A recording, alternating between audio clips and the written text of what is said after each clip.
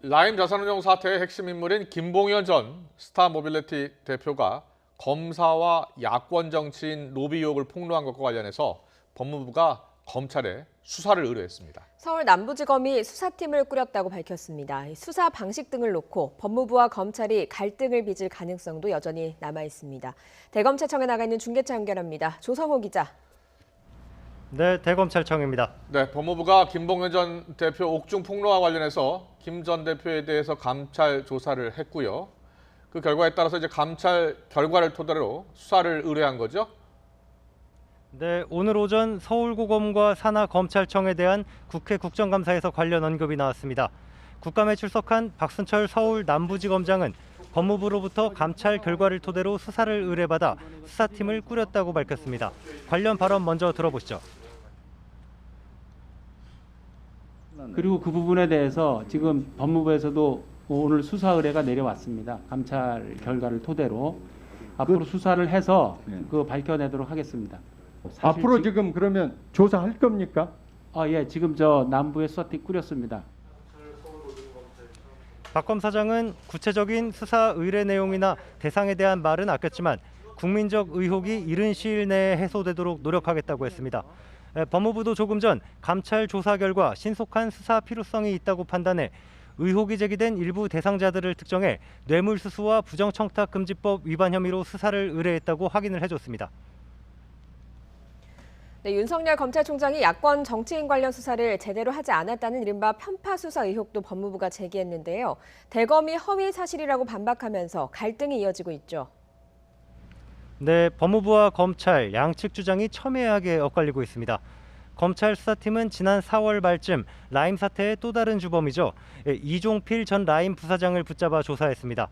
당시 이 전 부사장으로부터 2019년 4월 우리은행에서 펀드 판매를 중단하자 우리은행장과 대학 동문이면서 야권 정치인인 윤갑근 전 대구고검장에게 로비를 맡기고 법률 자문료 2억여 원을 보냈다는 진술을 확보한 것으로 전해졌습니다.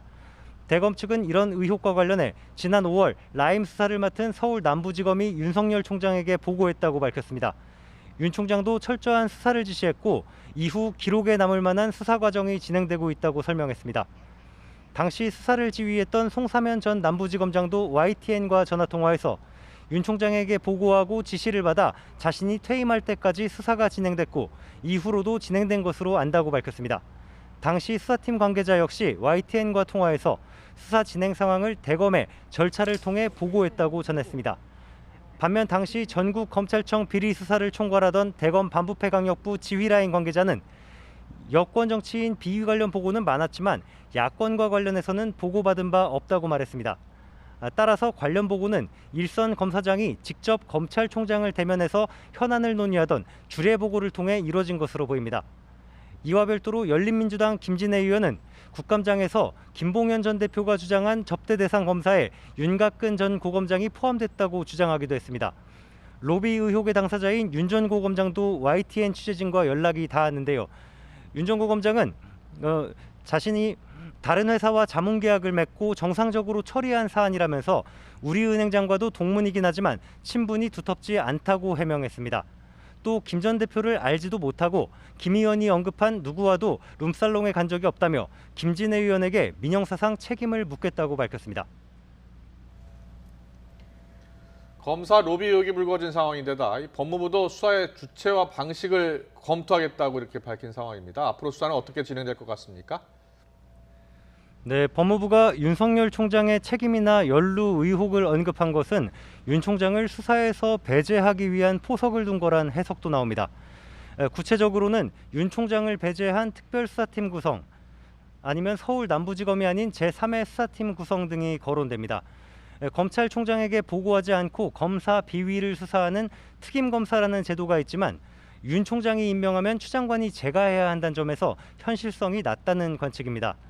문제는 법무부가 수사에 구체적으로 개입할 권한이 없다는 점입니다.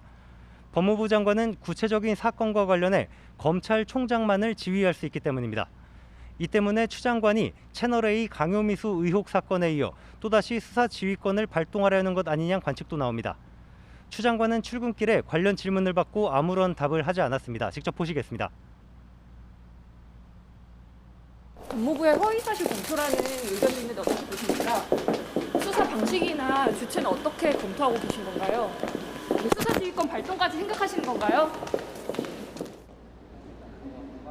법무부 내부적으로도 수사와 관련해 뚜렷한 방침을 세우지는 않은 상태인 것으로 알려졌습니다.